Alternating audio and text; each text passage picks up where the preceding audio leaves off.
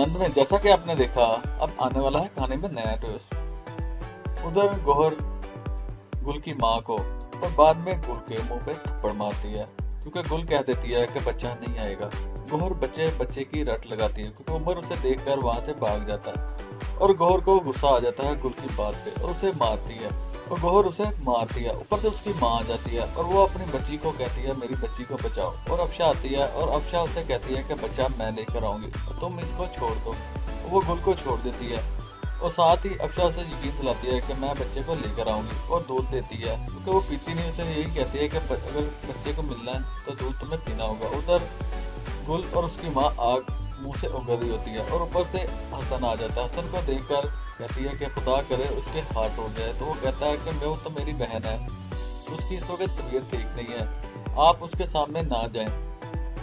लेकिन गुल है कि वो कहती है कि वो तो किसी को भी मार देगा और मुझे तो उससे बहुत डर लगता है। और हसन माफी मांगता है और साथ ही उधर साकब अफशा को कहता है कि मैंने देखा है कि तुम ही आप ही को संभाल सकती हो।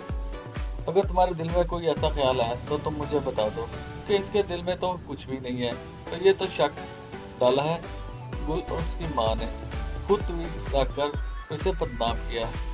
उधर जंगीर उमर को कहता है कि वही तुम्हारी माँ है, लेकिन उमर है कि वो मानने को तैयार नहीं और कहता है कि तुम लोग मुझसे झूठ बोल रहे हो, मेरी मम्मा ये नहीं है। वो समझाते हैं लेकिन उमर किसी की नहीं सुनता और ना ही अपने बाप की सुनता है। उधर हसन और साकब भी आपस में बातें करते हैं और साकब उनको कहता है कि अफशा ने आप ही को संभाल लिया और मैंने उसे समझा दिया और अफशा ही उसकी देखभाल करेगी। उमर भी वहां से चला गया और वो उसे देखा तो बच्चा बच्चा करती चिल्लाती रही और उन्हें तड़प हुई, क्योंकि वो ममता है। उधर गौहर को ख्याल आता है अपनी माँ का और नींद से जाग जाती है और अपनी माँ के कमरे में जाने लगती है। और जैसे ही कमरा खोलती है तो आगे गुल की माँ सोई होती है। उसे देखकर गौहर तो पागल सी हो जाती है और उसका गला दबाने लगती है। अब देखना है क्या ये सच है या गुल की माँ का वहम है।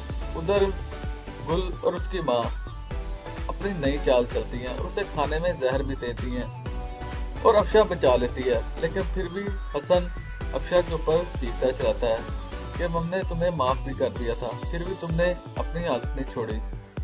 और जैसे ही गुल गौहर के कमरे से जाती है तो हसन उसे रोक लेता है। अफशा साकब से कहती है कि जब आपको असलियत का पता चलेगा तो आप बहुत पछताएंगे। अब देखना है क्या होगा। वह सारी अपडेट जानने के लिए सब्सक्राइब कीजिए हमारा चैनल।